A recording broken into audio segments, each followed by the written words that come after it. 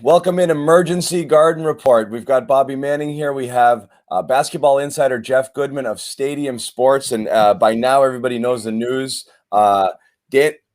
I haven't even finished my coffee yet. Wow. We talked about change last night on the post-game Garden Report. If it's going to happen, it's going to happen fast. You don't wait on these things. You make them within a day or two. They didn't even wait 12 hours. And it sounds like, Jeff, this is something that's been in the works for months, apparently. Danny Ainge stepping down as president. Okay, that's the first domino. And everyone's like, oh, okay, go get – who are they going to get? Who are they going to get? Before you can even start turning the wheels of speculation, boom, your colleague Shams comes in. Brad Stevens is going to be the head of basketball ops. So there's a lot to unpack here, and how they even got here, I think, is still going to be something we're going to find out, as time goes on. Did Danny get pushed out? Is Brad a guy they wanted in this role all along? Is this just a Band-Aid because they wanted continuity and they realized they couldn't continue on with what they wanted? Is this a long-term gig for Brad? Is this Brad's goal in life? I have no idea. It seems so counter to everything we know about him as a coach and a leader of men and a guy who loves the X's and O's. But Jeff, you know him as well, if not better than anybody on the beat here. What's your initial thought of this move for the Celtics and for Brad? Well, as I said a month ago, a change had to be made. And yeah. I think it was either coach or a major player. Massive player. Yeah, not Marcus Smart. It had to be a major player and a shakeup or coach. And it's a whole lot easier to do it with a coach. And I think, the Danny part was always in play here. You heard it, honestly, since maybe they came out of the bubble last year, that he may end up going to Utah and having some, back home to Utah and having some sort of role with the Jazz. I still think that's possible down the road, whether it's, as a consultant, whether it's in a minority ownership, whatever it is. I think he'll stay in basketball to some degree. Obviously not working 24/7 like he's been doing. He's 62 years old. I think, again, he's probably at a point with the recent health scares that it makes sense. And we don't know if it was something where it was kind of a, hey, from Wick, we want you to do this. We don't want you anymore. If it was Danny saying, you know what, I don't really want to do it anymore at this level. So that was the easy part of it, I think. The part that has a lot of people kind of shaking their heads today was the Brad going to take Danny's role. And I think here's the thing. If you're Wick and you don't want to pay $28 million or whatever it's going to be to let Brad Stevens walk, which is what you'd have to do if you fired him, why not? If again, you want to make sure you don't throw money away. Yeah. All right, we'll throw Brad in this role. And the other part is, guys, if some other team comes after him in a month or a couple weeks, the Pacers, somebody else, that it's a really good job, head coaching job, Brad can take that. And then they don't have to pay him. Then they won't have to pay him. So, Brad, there's multiple levels. You're saying even now that he's accepted the job to run the basketball ops, why can't he? Why couldn't he? It's possible a team says, hey, Brad, you want to coach us? And he says, Danny, is it cool if I go? How can that work? How can that work? Worrisome about the situation. Yeah, like if you're starting an off season here. I think he's all in today. I think he's all in. All I'm saying is, guys, listen, it wouldn't shock me if some team goes after Brad Stevens in 2 weeks. Now, with him taking this job in this position, maybe they wait a year before they do so. I do not see Brad Stevens long-term in this role. I see it as a short-term fix because Wick didn't want to be on the hook for almost $30 million. So here he can move Brad into this role.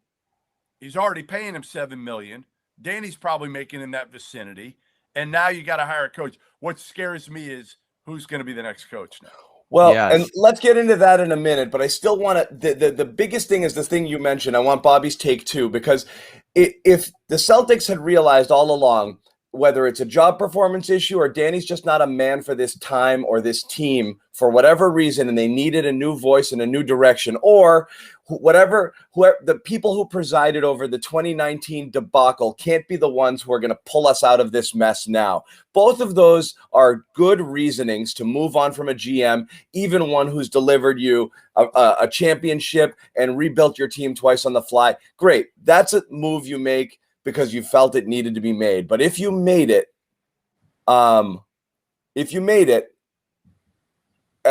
just because Danny was fried and you didn't want to, pay a new guy and you already extended Brad, so let's just try this now and see what happens. That's not very encouraging. That makes me think that's what worries me. That makes me think this isn't the plan. This is Ainge, and as Jeff just said, it's been talked about for a while. Jackie Mack was talking about it about around the All-Star break area there.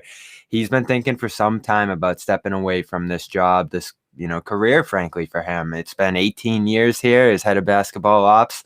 You just had a disastrous season. There's questions long-term here, and what better time to step away? So I can't imagine that this is Wick saying, this guy who has been an institution here, who has built the philosophy, frankly, of this organization, how it runs itself, we're just going to replace that with Brad. This is a scramble move because Ainge has stepped away to me. Now, hopefully Stevens is in it for the long haul here because, Jeff, if he's just going to pick a coach right now, run this off season through, and then after next season walk away from it, like, you don't have time to build relationships, you don't have time to set up this team's long-term future. If you're going to be the president of the Boston Celtics, you have to be in it here for the long haul. This can't just be like a one-year thing to me. The other thing I'd say, Bobby, to that is Brad is a family man, and was he burnt out enough that he says to himself, hey, let me recharge it a little bit? It's obviously at a different level if you're the president of basketball operations. Yes, you have to travel, you have to go out, but it's not the same. The grind isn't the same. You can pick your spots. So, maybe this is him, a combination of Wick saying, hey, why don't we try this? Let's see if you like it. Let's see if it works. Let's see if you're good at it. Listen, the one thing I'll say about Brad Stevens is the dude is as smart as any dude I've ever been around. I mean, he is so smart. It just didn't work with this group. They were done with him. It didn't work. It just didn't work with this group. And I think if you're the Boston Celtics, you better bring in either former player who maybe doesn't have head coaching experience in the NBA, like a Chauncey Billups, like maybe a Juwan Howard, who I don't think they can get, but I tweeted out there from Michigan. I don't think he leaves because he's got one son who's a junior or senior in high school and another son who's on the team now. But I think Juwan Howard would be a name that I would look at, or a former NBA coach, a la head coach, a Lloyd Pierce, a Jason Kidd. I mean, I'm not a big, from what I've heard, I don't think they go the Jason Kidd route. I just don't. I'd be shocked. Yeah. Frankly, the Pierce one too worries me, that being out there with that Ainge report. Huh? Lloyd Pierce. Oh, Lloyd. I'm not. Oh, you thought I meant Paul for Pierce. For some reason, I Paul Pierce. I'm like, no. Let's just that name's going to start floating around. Yeah, let's do it. I've already seen KG this morning on the Twitters. Lloyd Pierce didn't work with Trae Young. Is it really gonna work here? I like Lloyd Pierce, but again, to me, like a Chauncey Billups, he'll have respect. The players know who he is. You get a veteran with him, a former head coach, kind of like Steve Nash did with D'Antoni. Why not? Like the staff is going to be super important with this, with the head coach. And that's where I think Brad went wrong a little bit too, is he didn't have strong personalities. He didn't have a guy that commanded respect from the get-go. And it was fine for a while. But then I think things changed a little bit. It is a bummer to some degree. I mean, just thinking 5 years ago what we thought of Brad and what he was going to end up being here, and just in the whole of the basketball world, he was on fire. He was pushing all the right buttons. He was innovative. He had this team playing above expectations, and this is essentially it here as far as his coaching career here in Boston. But Brad, Jeff, and that's what's weird is so Jeff, two things. One, do you view this as a promotion, or No. or is Brad being That's what I was telling you or this has morning, Brad John. been This is moved as head coach? Yeah. Of course, it's not a promotion. Brad Stevens wants to be the coach and lead them to a championship. He doesn't want to be the GM and lead them to. He's a coach at his core. It makes this makes no sense to me. But it does if you're looking at Wick and you're just looking from the money perspective. Yeah. From what? If you're just looking at Wick's wallet, yes. Right. But Wick looks at his wallet. That's going to be my burner account. I'm going to go make it right now. Wick's wallet. Wick's wallet. We won. We won today. So anyway, but that's what freaks me out is if it's a demotion, you have a guy who's grudgingly taking a really important job. That's bad. Grudgingly. I don't know if Brad is grudgingly. I think Brad is smart enough, as I said a month ago, to understand that this is going to end badly. This is not changing. Brad's smart enough to know they need a new voice. Well, now they have it. Now Brad's not going to be that voice. They need somebody that maybe a little bit tougher. And now Brad's probably also thinking of it from the GM role. Is like, okay, Danny didn't get me the players maybe I needed for my system. I've been in that other seat recently.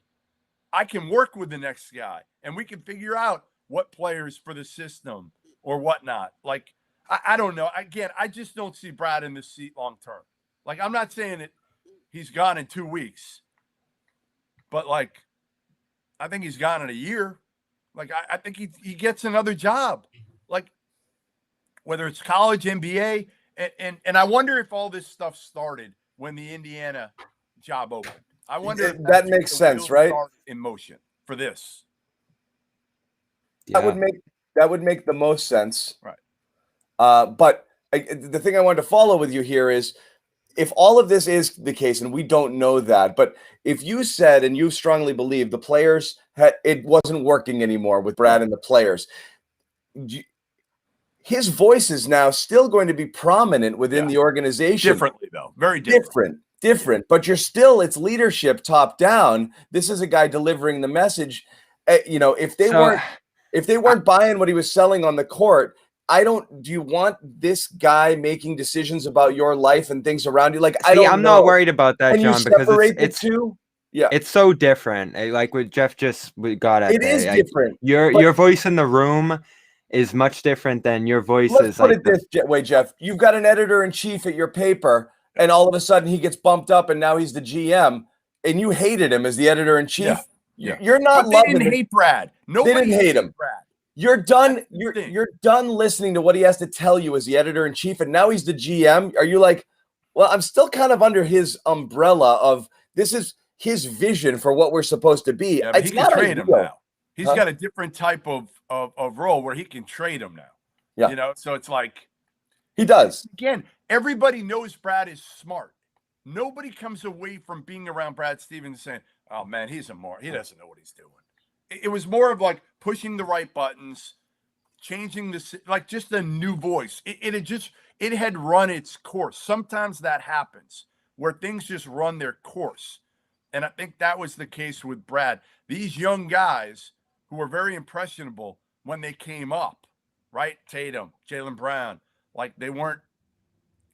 And again, I still go back to the fact of you can have a new coach here, and I'm still not certain that the pieces fit together with Kemba, Jaylen, and Tatum. Yeah. All of a sudden, Stevens has big roster questions to address here. Right. And that's where I'm most concerned. I'm not concerned at all with what you just mentioned, John. I think now that he's in the office, the players aren't even going to think of him. You're just in that little bubble with your team and your coach. Concern. Yeah. My biggest one is I'm worried. What are Stevens' philosophies for this team? Are you trading picks? Are you trading Kemba? Are you trading the parts of the core of this team? These are huge decisions that need to be made right now to have long-term implications for this team that he is suddenly assuming here. So all of a sudden, this has to be a long haul decision to me. This can't be 1 year and then I'm going to go coach somewhere else, because you are making vital decisions right now that are going to chart the 10-year path of this team. That's what the entirety of the Tatum Brown,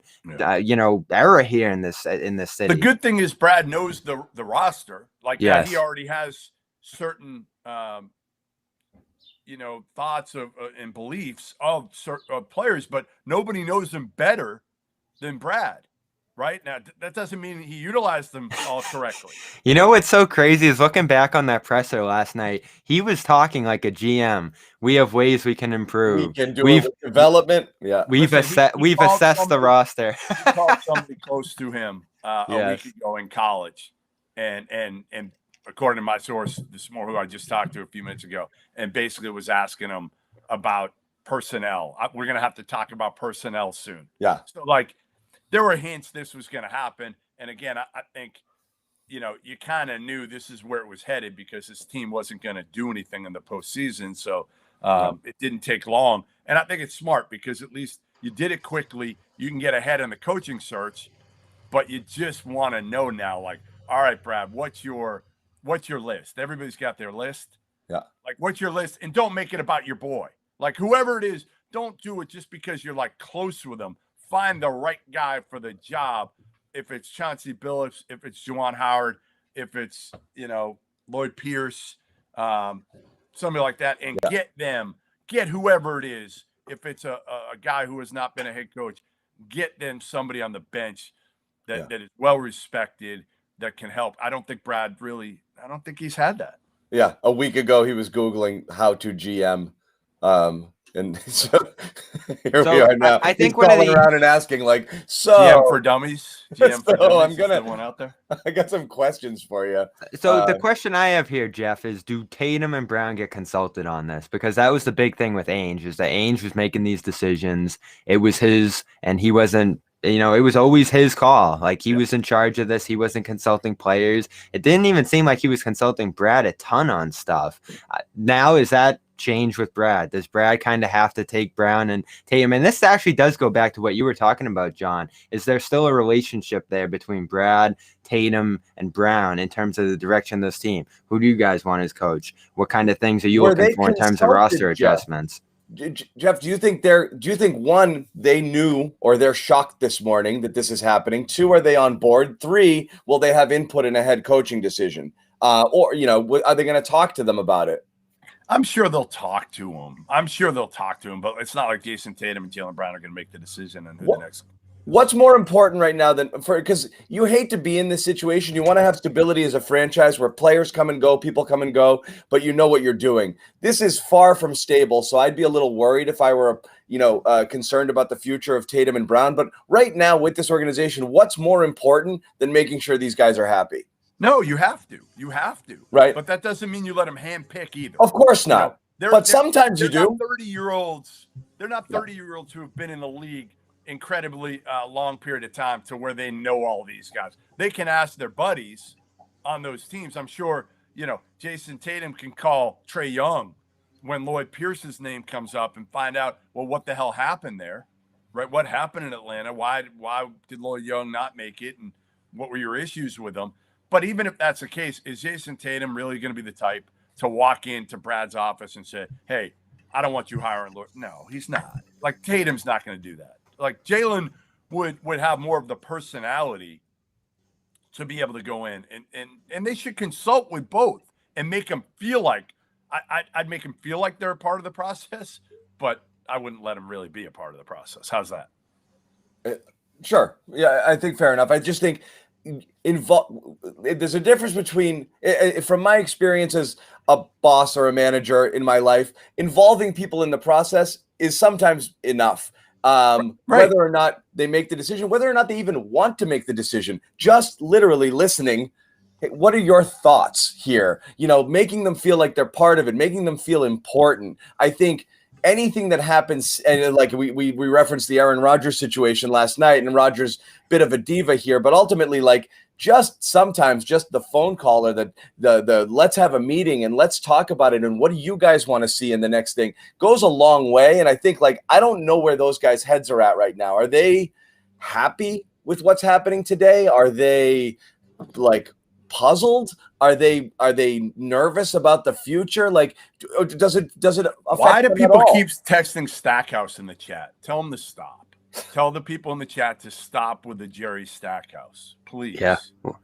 Please. Well, You and I could have coached Jerry Stackhouse's G League team to the title. He had Pascal Siakam and Fred VanVleet on that team. Okay. He has sucked at Vandy. Like, no. He couldn't get Carolina. Roy Williams made sure, like, he wasn't getting Carolina, the head job there.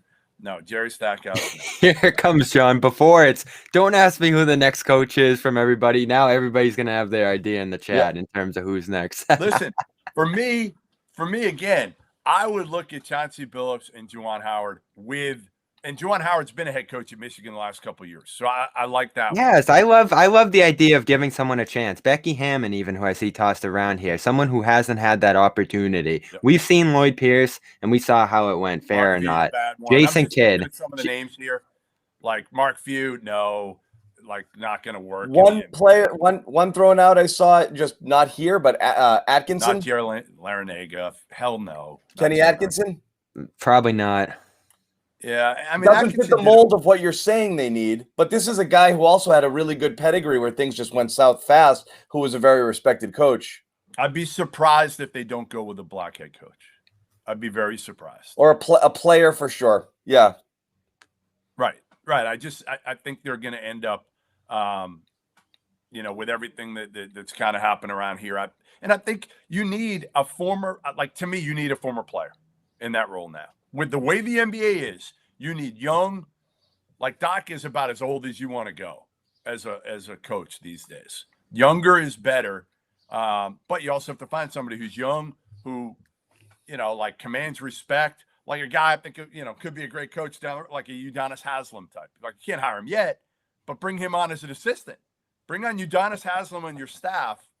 And to me, that he should have been on this staff. Yeah, so that's what I'm in favor of, the Atkinson and I'm not saying Atkinson would do it. I'm a favor of the veteran.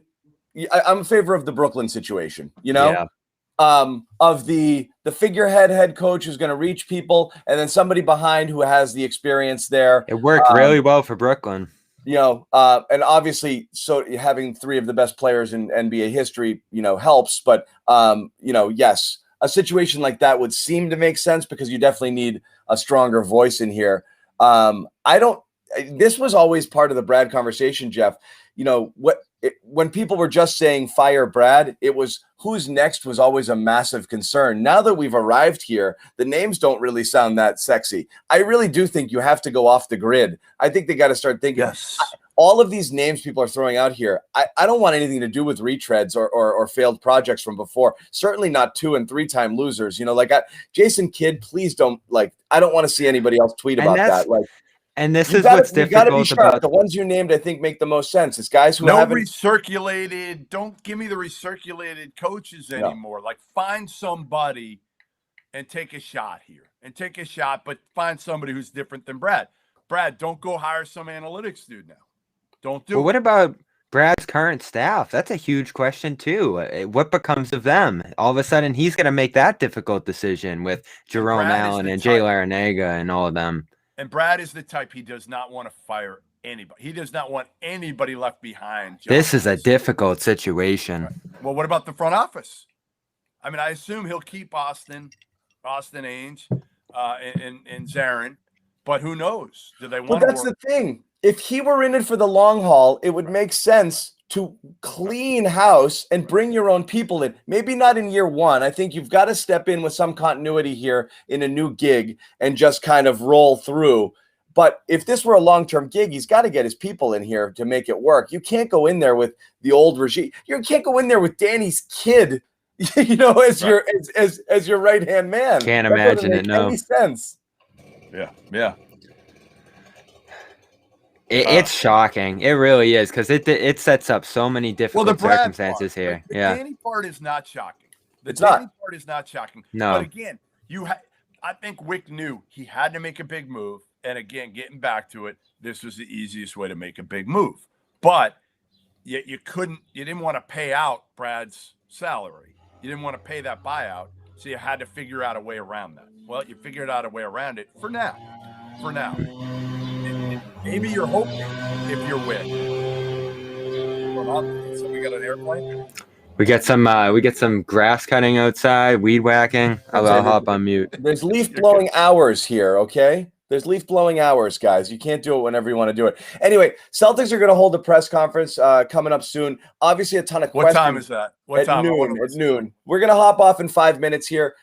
Jeff, like I said, if you got a boogie, your phone's blowing up and stuff, that's totally fine. But they're at noon. The first answer is that we want right now is, was it Danny's decision or Wick's? I don't think we're going to get it in this presser, but I think it's very important that we find out. The second is, to Jeff's point, the commitment here. Is this something Brad wanted? And, from everything you're saying, the answer is no. And I think that I don't think so. I mean, I think, listen, did he want it? Yeah, I mean, like when he's given the opportunity of like, well, this isn't working, we got to figure something out. It's, we're going to, like, I think Brad's smart enough to understand, like, this wasn't working. So what else can we figure out here? And they kind of came to this conclusion that this was the best way to try to get it done. Jason Terry. I love Jason Terry, but no. What would you like to see from the players right now, Jeff? Like what I've noticed, we talked about this all year long, and you said they might, Brad was being, he kind of lost them a little bit. You didn't see a lot of support for Brad throughout the year in the ways that you had before. We'd always heard in press conferences, we got the best coach in the league here, so we have full faith and blah, blah, blah. Didn't get a lot of that this year. But I wonder, in terms of relationships with Danny, if there's a feeling that he wasn't the right guy for this team for whatever reason or not, and that was Wick was reading the room, so to speak, or if he'd already done his intel here. I'm not really sure if conversations, would it be odd for an owner to, in mid-season, bring players in on the sly and say, like, how are you guys feeling about what's going on here? Is that something that would theoretically happen, or is this something that's literally just been happening in that little circle of three up above where they've been – Yeah, I don't think they were asking. That seems more likely. Yeah, I don't, because if you're asking players throughout the year, they talk to each other. That stuff gets out there. It gets messy. Yeah, so I think you let it play out because there's nothing you could do before the end of the season anyway. You weren't going to fire Brad. You didn't fire Brad now. So no, I don't think there was any of that. I just think it was all right. Let's reassess, and we got to make a major change. And Danny's saying, all right, I'm. It's not working. I'm ready.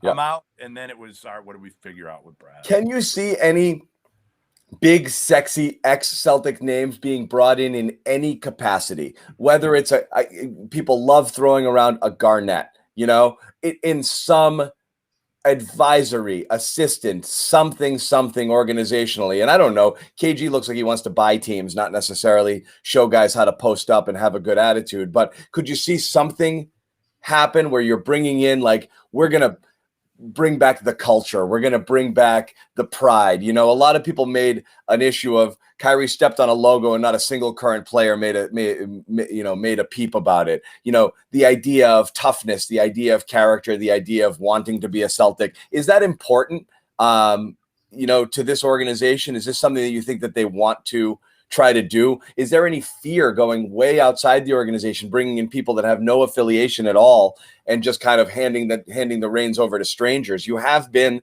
under Danny, you've had basically, it's like leaving your kids with grandparents versus dropping them off at a daycare. They're going to be loved,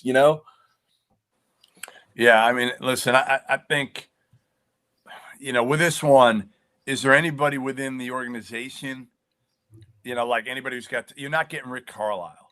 Right. You're not getting Rick Carlisle to leave Luka right now.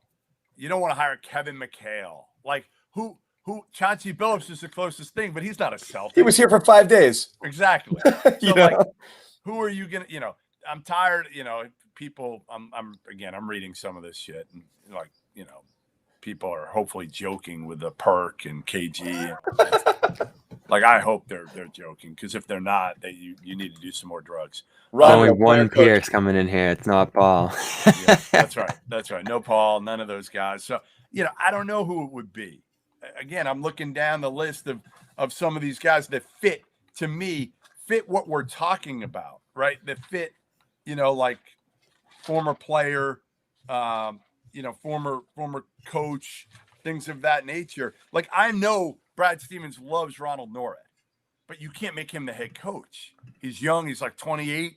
Yeah. He played for him at Butler. He's been in the NBA as an assistant coach for Charlotte, I think, right now. He's awesome. And maybe you go Ronald Norred if you're Brad Stevens and you surround him with veterans. Like Norred's super smart, but I think you've got to go with, more of a veteran, whether, even like, what about Adrian Griffin? He played for the Celtics for years. I don't know. Like, do you care about a Celtics tie? I don't know. I think people do. A lot of people do. Force it. Yeah. I don't know. Yeah. It seems the most sense if you're going off the grid, the most sensible thing is, as you said, a player who has no NBA coaching experience, but maybe has some college coaching experience, or you're going to get the next Brad Stevens, which is a concern if you don't think that that's the direction that this team needs to go, which is the hot college coach. Or the college coach with gravitas who might be able to handle egos as well, like a Jay Wright or whatever, Yeah, tell Nick David Blatt's not going to happen. Like I grew up down the street from him in Framingham, but it's not going to happen. No, you need love David Blatt, but you want to develop some longevity here. You want to set this into place and have this run its course over a long period of time here. And that's the difficult thing about this is, as you're saying right now, it's tough to imagine anything here sticking for a very long time, just due to Brad's circumstance and all that. I like Kwame. Yeah, that's the one. Yeah. Wouldn't he be a little bit different than Brad? We can really test out the tough guy coach theory. Yeah, that's right. He's right. Brown. I don't see Brett Brown. I love Brett Brown as a guy. I just think it ended poorly in Philly. It'd be hard to hire a guy that didn't get it done in Philly in the playoffs here. I think, again, you got to go a little bit outside the box rather than the recycle guy. Again, huge Brett Brown guy as a human being. He's awesome. Yeah. One of the best. See, I'm not even worried about the coach right now, and obviously that's a major concern. My biggest concern right now is how does Brad get the best acclimated to this new role, because it's all going to start with him, the roster, the decisions they make. Here's my Brad thing. It's not going to happen. I don't think it's going to happen. Actually, I'm going to chase down something here in a little bit. Yeah. What about this one? Brad in a year replacing Coach K at Duke. It's possible. Again, Jeff, he's not going to college. Listen, Jeff, never in my mind. If he's worn out from this, he's not going back to college to deal with the NIL that's coming in, the recruiting, all that shit. Brad is not going. Like I said, listen, somebody told me this recently. They said if he leaves, if he's not the coach, he's going to try to take a year and kind of reboot. Now, this doesn't give him the reboot. This isn't a reboot, but it's different. It gives him a little bit different look and feel of a job, and it's not 24/7. I know, but if you're a Celtics fan right now, and no disrespect intended to Brad Stevens, you're not really concerned with Brad being a little fried and wanting to take a year to travel and go to Europe. That's not – I don't give a crap, okay? If you're a Celtics fan, you want a guy who wants to come in here and – right the ship, not who's a placeholder. Again, if you're on with that, so here's the huge question. And that's real. That would be if Brad the worst case scenario. If Brad didn't have something like 28-30 million on the hook, the big question is, would he be running the organization right now? That's the question. I say no. That's bananas. And again, this is a big thing that's happening now. I think it's easy to turn your ire towards Danny, Brad, low-hanging fruit like this, Grant Williams, whatever, and all of these guys that get beat up on a ton. But if you have an owner reluctant to spend into the tax or spend to fix whatever ails the organization currently, which is new leadership and a new coach, nothing's going to fix it. If you're taking a cheap approach to things, if you're not willing to throw money at the problem, if you do have a problem, they've got bigger issues than whether or not they recycle some head coach, who's failed somewhere else before. That's a problem. If they're not going to spend to go into the tax here and just say, nah, new coach, run it with the kids, we'll see what happens, you've got problems. So that would be a concern if this Brad thing was strictly based off of the fact that they extended him in August. And also, what are you doing extending somebody in August if months later you're going to be like, I don't like anything that's going on here. I mean, that's crazy. It's bad. It's bad business. Bad business. In college too with ADs. These guys aren't thinking ahead. All right, if you're not fully invested in them, like, why would you possibly do that? Why? I mean, you got to be smarter. You got to be 10,000% certain this guy's going to stay in this job minimum 3 years, even with 3 last place finishes. There's no world in which I could ever see getting rid of him to extend him, and then months later be like, we gotta put him somewhere else. This isn't working out. That's crazy to me. And it's not, that would only happen, Jeff, if there was a massive public mutiny. There wasn't. You just looked at it and been like, I'm not feeling Brad anymore. That's really, really bad business and bad foresight there. Yeah. I mean, again, not from a guy who's obviously got a lot of money. Not the smartest business decision. If you're not fully invested, why would you extend him and be on the hook for all this money? And that's a huge question. The one thing I will say again, and David, I'm reading some of the comments in here. David just said it, and he's right. Stop being so negative. Brad will be a good GM. Brad Stevens is super smart, super smart. There are a few guys that I've come across covering basketball at all levels that are smarter than Brad Stevens. It didn't work in Boston at the end here. He did one hell of a job early. Like, look at some of those rosters he took to the Eastern Conference Finals with Isaiah Thomas being your best player. He completely overachieved with those rosters. He hasn't in the last year and a half, right? He clearly hasn't. But I think, again, if he's going to be here long term, and I think that's your biggest question, John. It is like, is this the plan for a year? And if it is, why the hell are we doing this? But again, he knows the personnel. You know, you probably got to keep Zarin for all the cap stuff. I mean, if you're like, you have to or get somebody in. If you're not keeping Zarin, you should. I imagine Zarin has to stay specifically for that. Like, I want these things. How do I get them? You know, you need somebody who understands how that works. Yeah, I am interested in who ends up joining him there in the front office, because you would assume that Austin Ainge, who knows, he could end up staying, but there probably has to be some sort of advisory people there to Stevens, build a little team there. I kicked around Masai, probably not, just because Masai is going to either stay the big man in Toronto or become the big man somewhere else. So you're not going to see like a massive name like that come in, but is there some sort of right-hand man that can step in next to Brown and sort of guide him through this transition? Because again, he's filling big shoes too. We talk about how great Brad did in his role. I know it got rough there for Ainge at the end with a few of the moves, but for 18 years, Ainge was as good as anybody as the GM of the Boston Celtics, and we can't forget that. And that is a massive hole left here that, you know, Brad, I know if he's smart and he's dedicated to this and he works really hard at it, can probably do a good job, but Ainge was as good as anybody else at this. And even though he made a few mistakes down the stretch here, he had philosophies that he stuck to no matter what. He went the other way. Guys. Jeff, go do your thing, break some news, give us some insight. We're counting on you to figure out exactly what went down here. It's still very new. Celtics presser at 12. Jeff, thanks for hanging out. Bobby and I are going to – Bobby and I are hanging – before I go that it was Danny's decision. What's that? I am hearing before I leave here that it was Danny Ainge's decision to leave, that he wasn't forced out. Interesting. What I'm told. Okay, well, this was the plan. Okay, Jeff, do your thing. Thanks for hanging. We're going to bring in Josue is also hanging out, we think. He wanted to join. He's trying. We're going to try to take you up to he was trying and he left. Josue is going to join in. We'll try to take you guys up to close to 12. We want to hop in on those press conferences and listen to what's going on, just to reset the table. Well, real quick, just to finish my point, the Ainge, everybody's excited to see Ainge go today.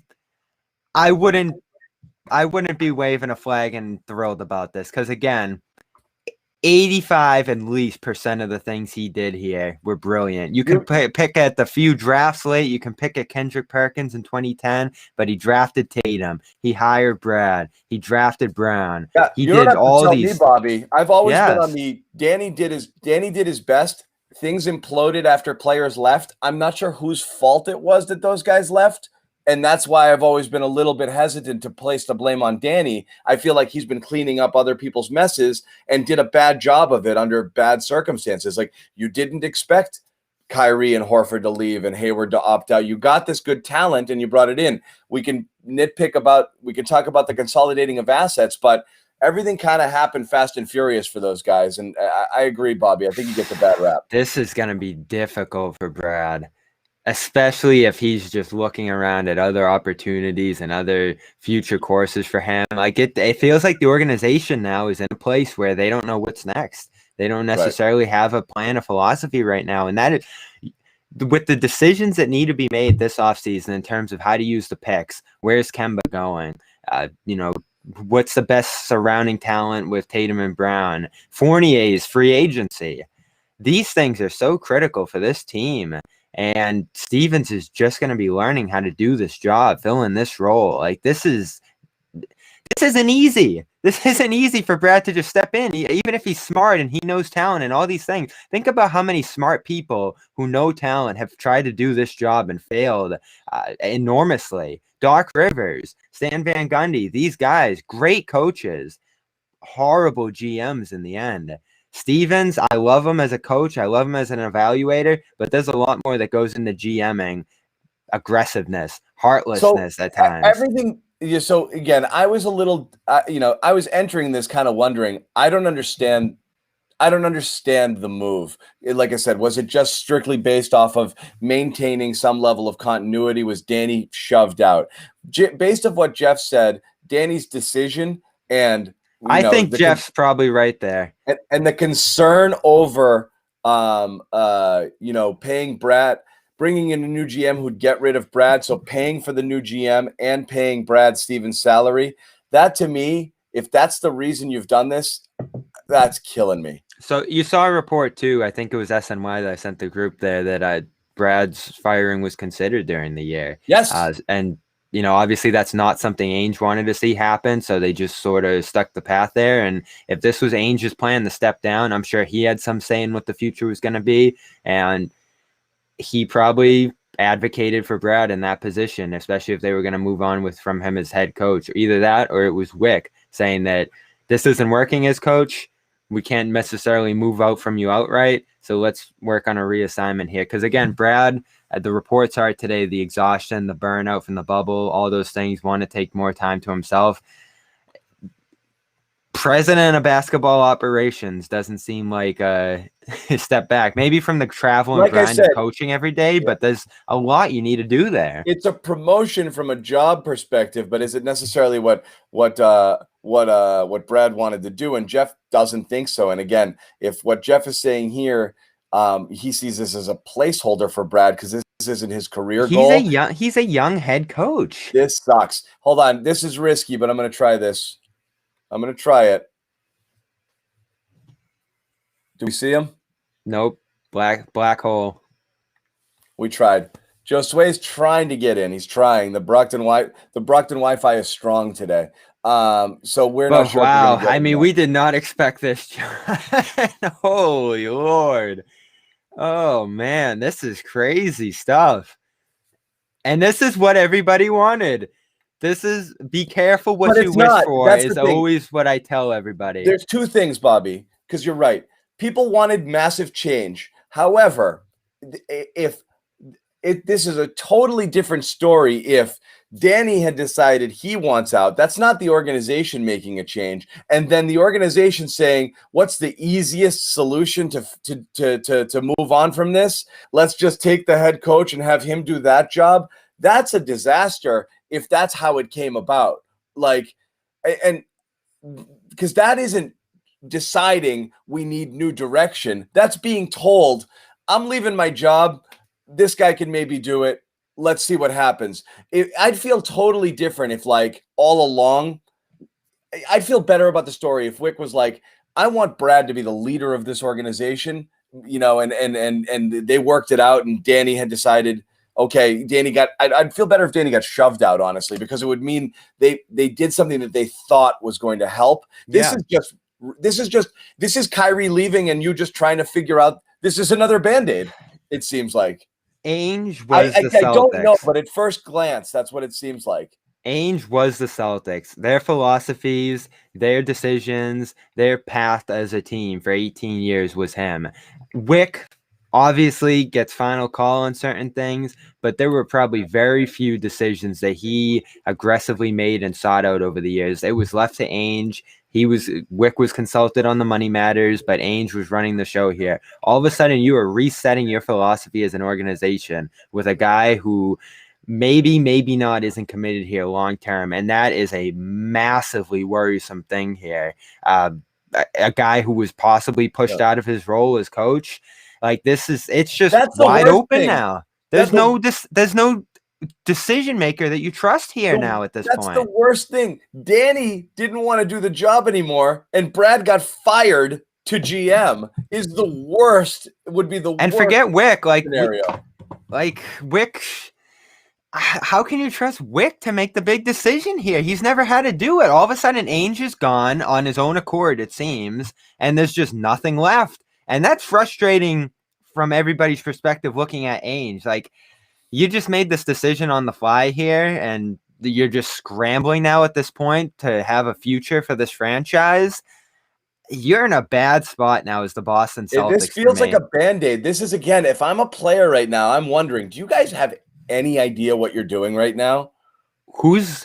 So Brad Stevens is the big decision maker for the future of the Boston Celtics, and there's really no certain number 2 in that order if he's out the door at some point. More changes could be coming. I actually assume that there will be. There's got to be more than this, because this just doesn't make sense right now. But for right now, Ainge is gone, and Stevens is the decision maker on everything. Absolute decision maker. Now, Wick might have veto power with this tax here. Does Stevens get pushed into making some moves that get you below that line? That's where this gets even more worrisome. If they're not able to go all in and do whatever they need to do to make this the best team possible. The worst case scenario is that Stevens is the fall guy right now. This would be the worst scenario, okay? And I hate going in this direction, but if Stevens, you have to, it doesn't make Stevens sense. is brought in to basically say, I'm going to keep paying you, and you're going to sit here and watch me dismantle things, and not pay for whatever. You're going to coach the kids. You're going to draft again. We're not going to re-sign Fournier. We're going to try to trade Kemba. We're going to get rid of some money here. I'm not bringing in a new GM because I don't want them to make their own decisions. I'm bringing you in to tell you, here's the job you have, and here's what you have to work with. Make it happen and be the fall guy. And then when we're done with this project, you can be free and go coach again. I'm not saying he's holding Brad hostage necessarily here, but if Brad is coming in without carte blanche to do what he wants and just have Wick sign checks, and he's coming in and told you can only do it this way, that's also being set up to fail, and not a great direction. And at the end of the day, yes, Darwin, I'm a little negative, but I'm a little concerned here. I apologize. I was hopeful. Like I said, I would have been hopeful if they made a move just because they thought it was the right move. I don't know that they've done it, so that's what I want to see. And again, you know where I'm coming from. I want Brad to get one more chance. I wanted there to be an opportunity for him to get this right next year with the full roster intact and all those things. And the fact that they felt that they need to move on from him at that spot, possibly just because of this one weird year, to me is difficult to swallow, because again, he was a great head coach. He did things with this team over an 8-year campaign there, as Jeff just told us, that were surprising, that rose this team to a new level and brought them very close to a championship if things swung right in 2018. And now to just move on from that because of one weird year and a little bit of turmoil from here just feels reactionary. And those reactionary moves by franchises often don't head in the right direction. And I'm not hopeful today. I'm really not. I think this is a major reactionary move to a weird year. And all of a sudden you're setting up a lot more questions than answers with the things that were done here today. But again, if Ainge steps away, that's kind of a move that you don't have much control of, and you kind of have to scramble at that point. But the thing is this, Bobby, if this is where I'm a little confused.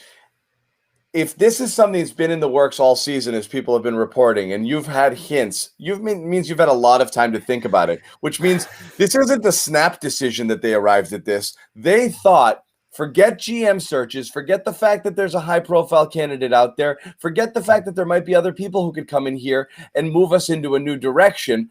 I'm going with Brad.